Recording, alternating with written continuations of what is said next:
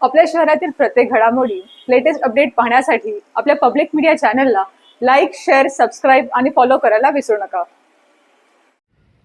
अंबरनाथमध्ये उपमुख्यमंत्री एकनाथ शिंदे, खासदार डॉक्टर श्रीकांत शिंदे आणि शिवसेना शहर प्रमुख अरविंद वाळीकर यांच्या वाढदिवसानिमित्त शुभेच्छा देणारे शहरात विविध ठिकाणी बॅनर लागलेत.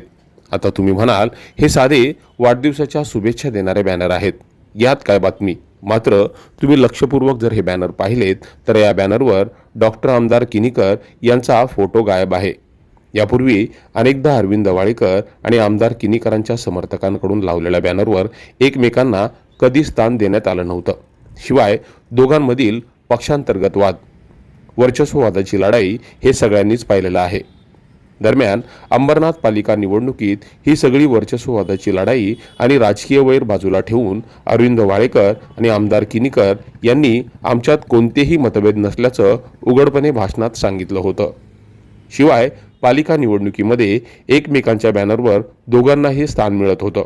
आता मात्र पालिका निवडणुका संपल्यानंतर पुन्हा एकदा वाळेकर समर्थकांच्या बॅनरवरून आमदार किनीकर गायब झालेत. त्यामुळे अंबरनाथ पालिका निवडणुका पार पडण्यापुरती दोघांमध्ये समेट झाली होती का? आणि आता निवडणुका संपताच पुन्हा एकदा हे राजकीय वैर आणि वर्चस्ववादाची लढाई सुरू झाली आहे का, अशी चर्चा अंबरनाथमध्ये सुरू आहे. Public media bureau report.